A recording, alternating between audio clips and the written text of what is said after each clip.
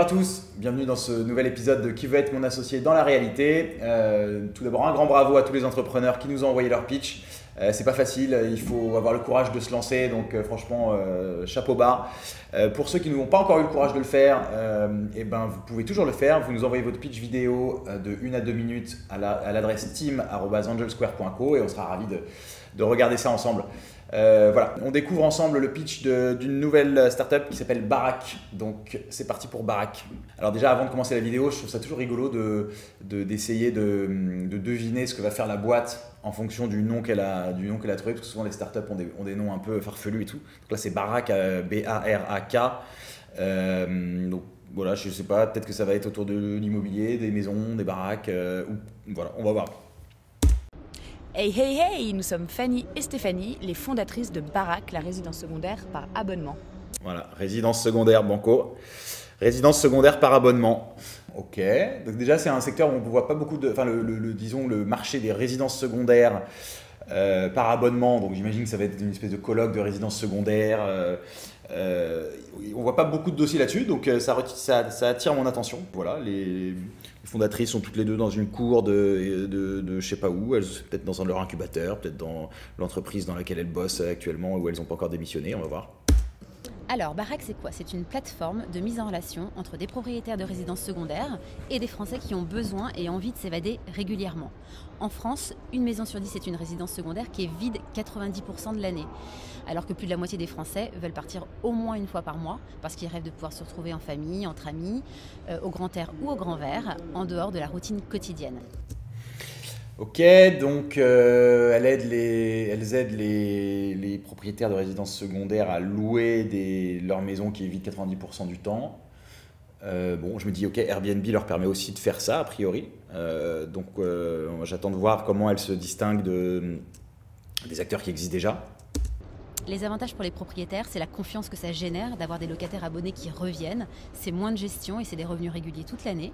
Et les avantages pour les abonnés, c'est le sentiment d'avoir une résidence secondaire sans les galères et la possibilité de changer au gré des saisons ou de ses envies du moment. Pourquoi Barak?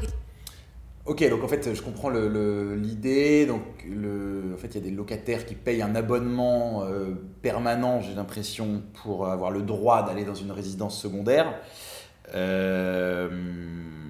Et du coup, ça permet aux locataires de peut-être s'abonner à différentes maisons en même temps ou de se désabonner d'une maison pour s'abonner à une autre maison. Et ensuite, le propriétaire, lui, il a des revenus réguliers, une espèce de loyer pour sa maison vide. Enfin, l'équation peut marcher, mais ça peut aussi être un petit peu tiré par les cheveux. Faut voir, j'aimerais bien qu'elle nous en dise un peu plus sur l'utilisation qui en est faite aujourd'hui, par peut-être des premiers clients, comment ça se passe, est-ce qu'elles ont des premiers avis d'utilisateurs, parce que c'est assez intriguant. Pourquoi Barak est un projet à suivre? Parce que c'est un service qui n'existe pas nulle part ailleurs.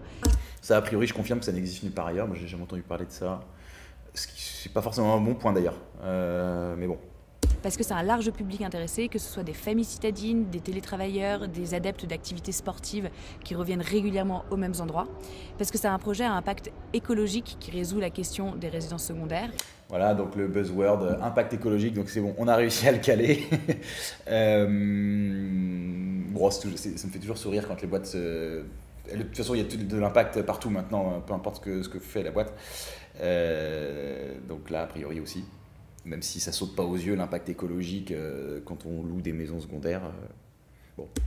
Parce que c'est un projet à impact économique qui redynamise les territoires ruraux. Et enfin, un projet à impact social qui démocratise les bonheurs d'une résidence secondaire. Ok, bon là c'est un petit peu la novlangue habituelle des startups, où en gros elles ont de l'impact écologique, social et tout ça. C'est un petit peu tiré par les cheveux. Moi, c'est pas l'argument que je trouve le plus convaincant. Bon, c'est pas bien grave, hein, mais pour moi, ça apporte pas grand-chose. Pourquoi nous sommes les meilleures personnes pour le porter? Parce que c'est sympa de voir deux femmes entrepreneuses qui ne lancent pas une énième marque de culottes menstruelles, par exemple. Nous sommes deux personnes. Ok, c'est rigolo. J'aime bien, c'est un petit peu piquant. Mais c'est pareil, tout comme c'est pas un argument de dire que ça a de l'impact social de louer sa maison, le fait que ce soit deux femmes entrepreneurs, c'est pas un argument non plus. Ça fait pas de mal, hein, mais ça fait pas de. Voilà, c'est pas pas un argument pour moi. Parce que nous sommes deux personnalités complémentaires issues du monde de la com avec une vision commune et qui depuis 15 ans réussissons dans la conception, le pilotage et la production de projets, notamment grand public. Alors ça c'est plus intéressant, je préfère qu'elles parlent de ça plutôt du fait que ce soit des femmes, parce qu'apparemment elles se connaissent depuis longtemps, elles ont bossé ensemble, donc j'imagine qu'elles ont bossé dans la même boîte, elles ont mené des projets ensemble, elles disent qu'elles sont complémentaires. Moi là où je trouve ça pas mal, c'est que donc c'est pas des... elles n'ont pas l'air d'être hyper jeunes, donc a priori c'est pas des jeunes diplômés, machin, elles doivent avoir de l'expérience professionnelle. Et c'est toujours mieux d'avoir un duo d'entrepreneurs qui a déjà de l'expérience professionnelle, et notamment de l'expérience professionnelle ensemble, puisque a priori ça réduit les risques que le duo s'engueule dès le début ou se déchire rapidement après le commencement de l'aventure entrepreneuriale. Voilà, donc ça c'est aussi un point important à essayer d'évaluer quand on découvre une nouvelle start-up, c'est la psychologie des entrepreneurs, même où ils en sont dans leur vie. Donc voilà, est-ce qu'ils ont de l'expérience professionnelle, quel âge ils ont, pour essayer d'anticiper l'entente qui sera cordiale ou pas entre les fondateurs, peut-être leur désir, leur vision de la vie, qu'est-ce qu'ils vont vouloir faire de leur vie sur les 10 prochaines années. Donc là, je trouve qu'en l'occurrence, la config est plutôt pas mal. Et puis, voilà. Parce que nous sommes les fondatrices de Barack et fiers de l'être, actionnaires à 100%, autofinancés pour le moment et tout juste incubés à Paris & Co.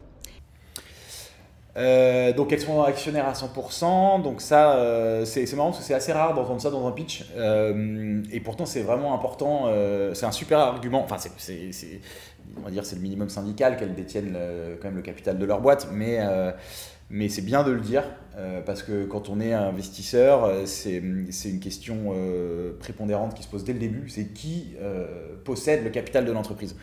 Et c'est vraiment un bon point qu'une boîte soit détenue à 100% par ses fondateurs. Ça arrive assez souvent de voir des jeunes boîtes qui en fait ont dès le départ un capital qui est détenu par plein de gens différents, que ce soit des petits business angels, des amis, leurs parents, leur ancienne agence web qui a pris des parts. Enfin voilà, il y a souvent des tables de capitalisation très bordéliques. Donc le fait que ce soit très propre, c'est-à-dire détenu à 50%, enfin peut-être à 50-50, elle ne le dit pas, mais en tout cas détenu à 100% par les fondateurs, c'est très bien. Et je trouve ça bien de le dire dans un pitch. Et puis parce que Barack, Yes Weekend. Barack Yes Weekend, pas mal. Autofinancé pour le moment. Voilà. Et tout juste incubé à Paris & Co. Donc autofinancé, ça aussi c'est un bon argument. Après le problème c'est que là en fait, elles disent, à aucun moment dans le pitch elles ont parlé de où elles en sont aujourd'hui en termes de business. Est-ce qu'elles ont déjà des clients qui louent des maisons, est-ce qu'elles ont déjà du chiffre d'affaires.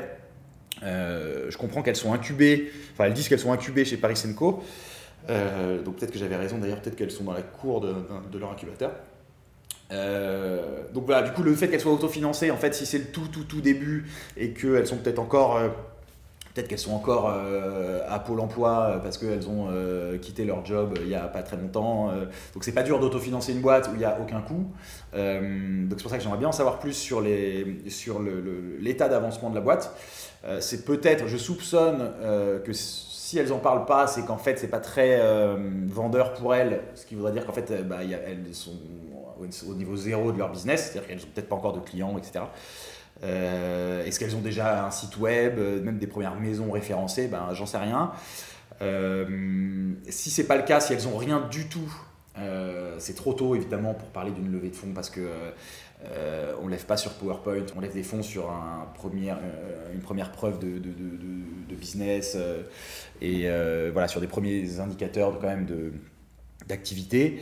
Mais du coup, si c'est volontaire et que qu'elles ont fait exprès de ne pas parler de leur stade d'avancement, c'est que j'imagine pour titiller notre curiosité. Et du coup, ça marche parce que le marché est intéressant. On a vu peu de boîtes là-dessus. Même si le business model avec le côté location, abonnement, etc.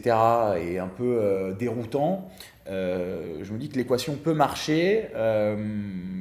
Je me dis que les filles viennent de la com, les fondatrices viennent de la com et que A priori, c'est un business qui, si un jour marche, enfin si un jour ce business doit marcher, ce sera notamment parce que la boîte a une bonne communication assez enthousiaste, etc., qui est plutôt pas mal incarnée par les filles en question.